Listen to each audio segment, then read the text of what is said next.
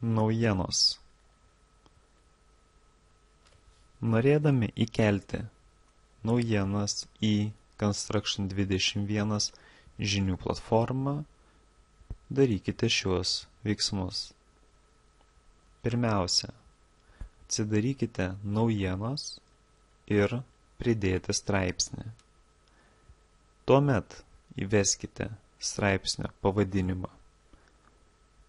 Teksto laukelyje galite įkopijuoti tekstą, o vėliau jį modifikuoti.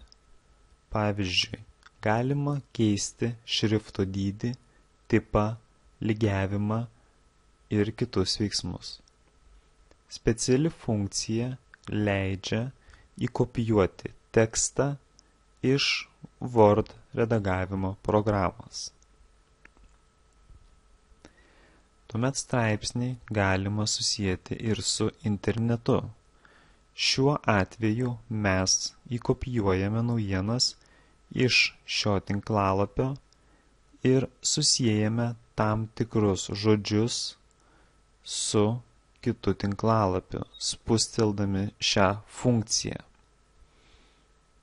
Įterpiame URL adresą ir nuorodą, tuomet spaudžiame siųsti.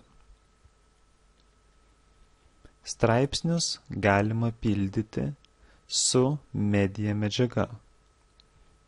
Pavyzdžiui, norėdami įkelti paveiksliuką iš interneto, nukopijuojame jo URL adresą, įklijuojame į URL laukelį ir paspaudžiame įterpti. Tam tikros funkcijos tokios kaip lygiavimas ir dydžio keitimas įmanomas ir su media formatu.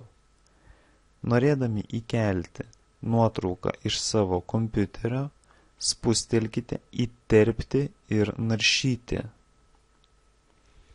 Tuomet pasirinkę norimą nuotrauką, spustelkite pridėti.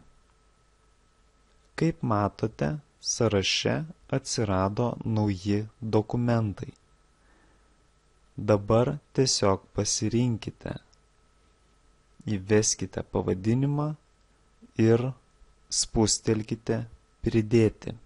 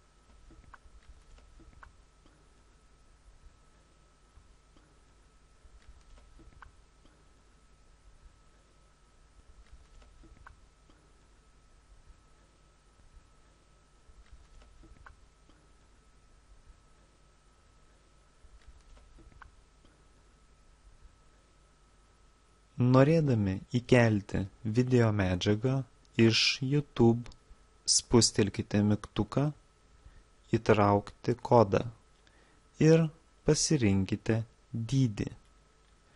Nukopijuokite visą tekstą į naujienose esantį laukelį, įtraukti kodą ir įklijuokite į jį HTML kodą.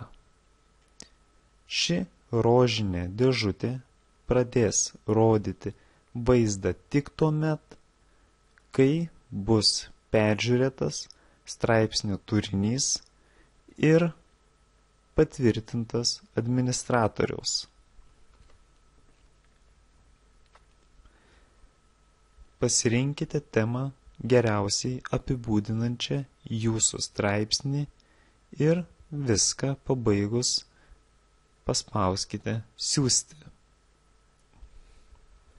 Construction 21 žinių platformoje atsidarę puslapį naujienos, savo straipsnį rasite tik po administratoriaus peržiūrėjimo.